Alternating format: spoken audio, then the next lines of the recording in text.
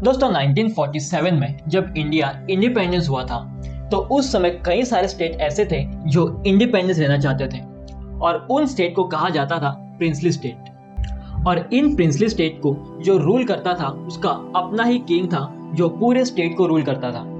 और जब India independence हुआ था तब उस समय इंडिया में लगभग 565 प्रिंसली स्टेट्स थे और इन 565 प्रिंसली स्टेट में से सबसे बड़ा और सबसे इंपॉर्टेंट प्रिंसली स्टेट था हैदराबाद। और हैदराबाद का एरिया लगभग 2,12,000 स्क्वायर किलोमीटर था और पॉपुलेशन 16 मिलियन के आसपास था।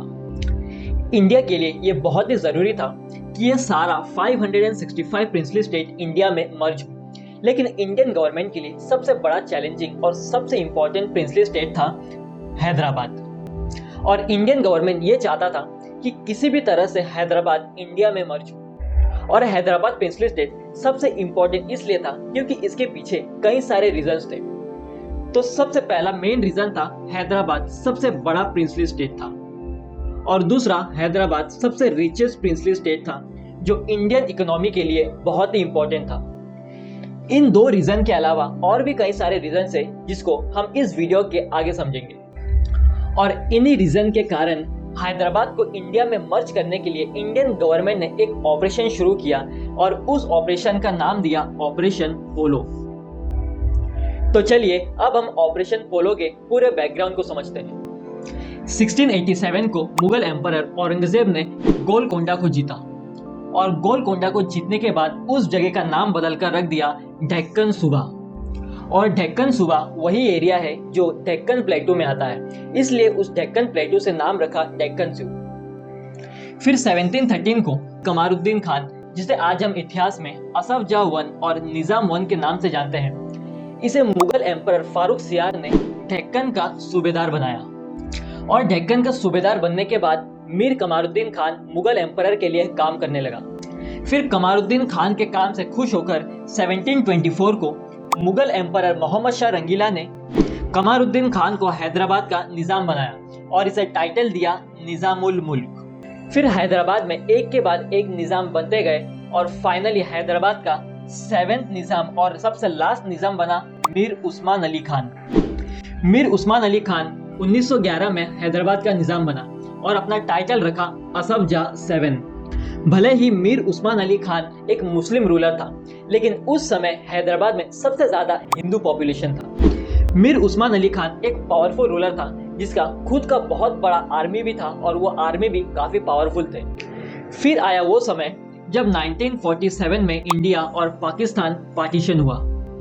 1947 में इंडिया और पाकिस्तान के अलग होने के बाद इंडिया में जितने भी प्रिंसली स्टेट थे उन सबको ये ऑप्शन दिया गया, या तो तुम इंडिया के साथ ज्वाइंट हो जाओ या फिर पाकिस्तान के साथ ज्वाइंट हो जाओ। लेकिन सबसे ज्यादा प्रिंसली स्टेट जो थे वो इंडिया के साथ ज्वाइंट हुए और कुछ प्रिंसली स्टेट ऐसे भी थे जो पाकिस्तान के साथ गए।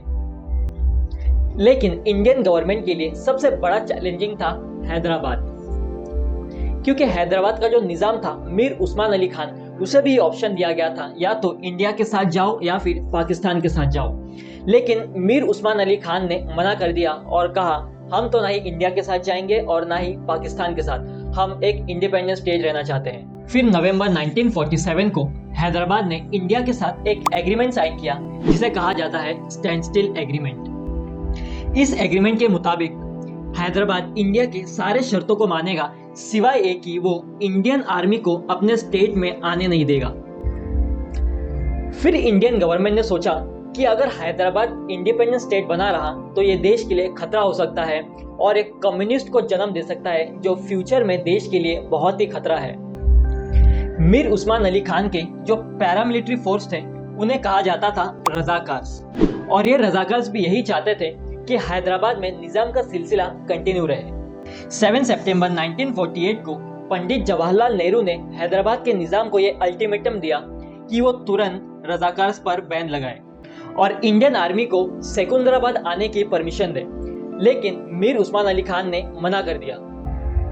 उसके बाद 13 सितंबर 1948 को इंडियन गवर्नमेंट ने हैदराबाद की इकोनॉमी को ब्लॉक कर दिया, रेलवे लाइन को ब्लॉक कर दिया, गवर्नमेंट बिल्डिंग्स को बॉम्ब से उड़ाया और फिर गाँव में रेड्स मारे।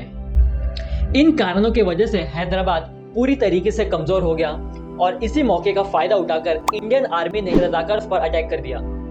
रजाकार्स हार गए और फिर फाइनली मीर उस्मान अली खान ने इंडिया के साथ एक एग्रीमेंट साइन किया जिसे इंस्ट्रूमेंट ऑफ एसेशन कहते हैं, और हैदराबाद को इंडिया के साथ मर्ज करने के लिए इस ऑपरेशन का नाम दिया गया था ऑपरेशन पोलो।